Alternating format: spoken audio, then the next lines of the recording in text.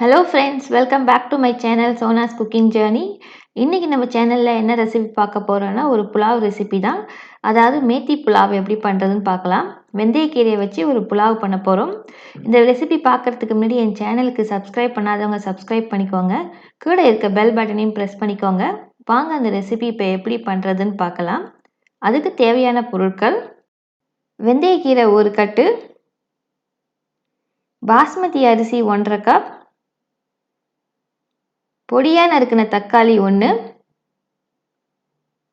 பொடியா நறுக்கின வெங்காயம் 1, மிளகாய்த்தூள் 1 டீஸ்பூன், கரம் மசாலா 1 டீஸ்பூன், மஞ்சத்தூள் 1/2 டீஸ்பூன், பச்சை மிளகாய் 2, இஞ்சி பூண்டு விழுது 1 டேபிள் ஸ்பூன், நறுக்கிய கொத்தமல்லி சிறிதளவு,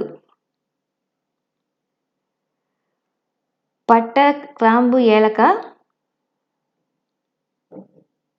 ஜீரகம் 1 டீஸ்பூன், பிரியாணி இலை 1, பச்சை பட்டாணி 1/2 கப். வாங்க இப்போ அதை எப்படி பண்ணுறதுன்னு பார்க்கலாம். இப்போ ஒரு அகலமான பாத்திரத்தை எடுத்து சூடு பண்ணிக்கோங்க. அதில் கொஞ்சம் எண்ணெய் சேர்த்துக்கலாம். இந்த புலாவை வந்து நீங்கள் குக்கர்லேயும் பண்ணலாம். இப்போ எண்ணெய் சூடானதுக்கப்புறம் எடுத்து வச்சுருக்க பட்டை, கிராம்பு, ஏலக்காய், சீரகம் அதை சேர்த்து அதை கொஞ்சம் நம்ம பொரியிற வரைக்கும் வதக்கிக்கலாம். இப்போ பாருங்கள், இது நல்லா பொரிஞ்சிட்டுது. இதில் பிரியாணி இலையும் சேர்த்துப்போம். சேர்த்து இதை கொஞ்சம் பொரிய விட்டுடலாம். இப்போ எல்லாம் பொரிஞ்சதுக்கப்புறம் நம்ம இதில் வெங்காயம் ஆட் பண்ண போகிறோம். நம்ம நறுக்கி வச்சுருக்க வெங்காயத்தை சேர்த்துக்கோங்க. நான் இந்த மாதிரி ஸ்லைஸாக அரிஞ்சிருக்கேன். புலாவுக்கெலாம் இந்த மாதிரி நீட்டாக அரிஞ்சால் நல்லாயிருக்கும். இது சேர்த்துட்டு இதில் கொஞ்சம் உப்பு சேர்த்துக்கோங்க. உப்பு சேர்த்தா வெங்காயம் கொஞ்சம் சீக்கிரம் வதவிடும். பிரியாணி, புலாவுக்கெல்லாம் வெங்காயத்தை நல்லா வதக்கினா தான் டேஸ்ட் நல்லாயிருக்கும். இது இப்போ நல்லா பொன்னிறமாக வர வரைக்கும் நம்ம இதை வதக்கி எடுத்துக்கலாம். இப்போ பாருங்கள், இந்த மாதிரி வர வரைக்கும் இதை வதக்கிட்டு இதில் இஞ்சி பூண்டு பேஸ்ட்டு சேர்த்துக்கலாம். சேர்த்துட்டு இப்போ இதை நல்லா பச்சை வாசனை போகிற வரைக்கும் இதை நல்லா வதக்க போகிறோம். நல்லா பச்சை வாசனைலாம் போனதுக்கப்புறமா இதில் பச்சை மிளகாவை சேர்த்துக்கலாம். பச்சை மிளகாவை சேர்த்து அதையும் கொஞ்சம் நம்ம வதக்கிடலாம். பச்சை மிளகாவை கட் பண்ணி போட்டுக்கோங்க. முழுசாக போட்டிங்கன்னா வெடிக்கும். இப்போ மஞ்சத்தூள் சேர்த்துக்கலாம். மஞ்சத்தூள் எப்போதும் நம்ம எண்ணெயில் தான் போட்டு அதை வதக்கணும். இப்போ மஞ்சத்தூளை சேர்த்து லேசாக வதக்கி விட்டுடலாம். வதக்கி விட்டுட்டு நம்ம மசாலாலாம் ஆட் பண்ணிடலாம்.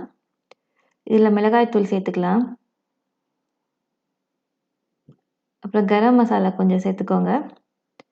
சேர்த்துட்டு இப்போ இதை வதக்கி விட்டுடலாம். இதுலேயும் கொஞ்சம் பச்சை வாசனைலாம் போகிற வரைக்கும். அதுக்கப்புறம் நம்ம நறுக்கி வச்சுருக்க தக்காளியை சேர்த்துக்கலாம். சேர்த்து இதை கொஞ்சம் மிக்ஸ் பண்ணி விட்டுடுங்க. இப்போ இதுலேயும் கொஞ்சம் உப்பு சேர்த்துக்கோங்க. தக்காளி வந்து சீக்கிரமாக அது வெந்துடும். நல்லா மசிஞ்சு வரத்துக்காக சீக்கிரம் வெந்துடும் அது. அதனால் உப்பு கொஞ்சம் சேர்த்து இதை நல்லா குக் பண்ணிக்கலாம். அப்படி எண்ணெய் பிரியிற வரைக்கும் நம்ம கொஞ்சம் வதக்கி எடுத்துக்கலாம். இப்போ பாருங்கள், தக்காளியெல்லாம் நல்லா வதங்கிட்டுது.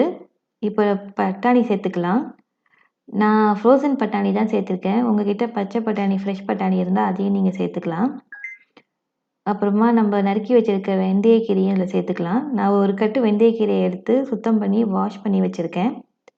அதையும் சேர்த்துக்கலாம். சேர்த்து ஒரு 2-3 நிமிஷம் இதை வந்து நம்ம வதக்கிக்கலாம்.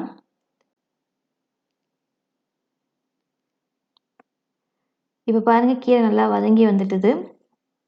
இதுக்கப்புறம் நம்ம வந்து அரிசி சேர்த்துக்கலாம். நான் இன்றைக்கி பாஸ்மதி அரிசி எடுத்து வாஷ் பண்ணிவிட்டு ஒரு 1/2 மணி நேரம் ஊற வச்சுருக்கேன். அதையும் இதில் சேர்த்துக்கோங்க. சேர்த்துட்டு நம்ம கொஞ்சம் லேசாக ரோஸ்ட் பண்ணிடலாம். இதை வந்து ரொம்ப கரண்டி போட்டு இது பண்ணக்கூடாது. அரிசி உடஞ்சி போயிடும். லேசாக இந்த மசாலாலாம் படுற மாதிரி அதை கொஞ்சம் பரட்டி விட்டுடுங்க. இப்போ 5 நிமிஷம் ஆகிட்டுது. இதில் கொஞ்சம் தண்ணி சேர்த்துக்கலாம் நம்ம. நான் 1 கப்பு அரிசிக்கு 2 கப்பு தண்ணி சேர்க்கணும் பாஸ்மதி. நான் இன்றைக்கி 1½ கப்பு போட்டதுனால 3 கப்பு தண்ணி சேர்த்துருக்கேன் இதில். இப்போ இதை மிக்ஸ் பண்ணி விட்டுட்டு கொஞ்சம் நேரம் அதை கொதிக்க விடலாம். இது ஓப்பன்லேயே வச்சு கொதிக்க விடுங்க, கொஞ்சம் மீடியம் ஃப்ளேமில் வச்சு. இப்போ பாருங்கள், இந்த மாதிரி அரிசி மேலே தெரியுது இல்லையா, அது வரைக்கும் நம்ம கொதிக்க விடணும். ஒரு 5 to 7 மினிட்ஸில் இந்த மாதிரி ஆகிடும். அதுக்கப்புறம் தேவையான அளவுக்கு நம்ம உப்பு சேர்த்துட்டு நம்ம இதை வந்து ஒரு மிக்ஸ் பண்ணி விட்டுடலாம். நீங்கள் குக்கரில் பண்ணுறதா இருந்தால் இந்த ஸ்டேஜில் மூடியை போட்டு விசில் போட்டுடுங்க. இப்போ நம்ம மூடியை போட்டு ஒரு 15 நிமிஷம் லோ ஃப்ளேமில் வச்சு நம்ம குக் பண்ண போகிறோம். இந்த மாதிரி நீங்கள் வெந்தயக்கீரையை பண்ணிங்கன்னா அதோட கசப்பே தெரியாது. குழந்தைங்களாம் நல்லா விரும்பி சாப்பிடுவாங்க. இப்போ பாருங்கள், நம்ம புலாவ் ரெடி ஆகிட்டுது.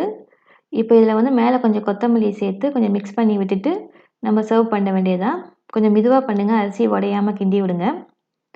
இந்த ரெசிபியை நீங்கள் வீட்டில் ட்ரை பண்ணி பாருங்கள். ட்ரை பண்ணி பார்த்துட்டு எப்படி வந்ததுன்னு கமெண்ட்டில் எனக்கு ஃபீட்பேக் கொடுங்க. இந்த வீடியோ பிடிச்சிருந்தா உங்கள் ஃப்ரெண்ட்ஸ் அண்ட் ஃபேமிலி கூட ஷேர் பண்ணுங்கள். இந்த வீடியோவுக்கு ஒரு லைக் போடுங்க. மறந்துடாமல் என் சேனலுக்கு சப்ஸ்கிரைப் பண்ணுங்கள். கூட இருக்க பெல் பட்டனையும் ப்ரெஸ் பண்ணிக்கோங்க. மீண்டும் இன்னும் ஒரு ரெசிபியோட இன்ட்ரெஸ்டிங்கான ரெசிபியோடு உங்களை சந்திக்கிறேன். தேங்க்ஸ் ஃபார் வாட்சிங். பாய்.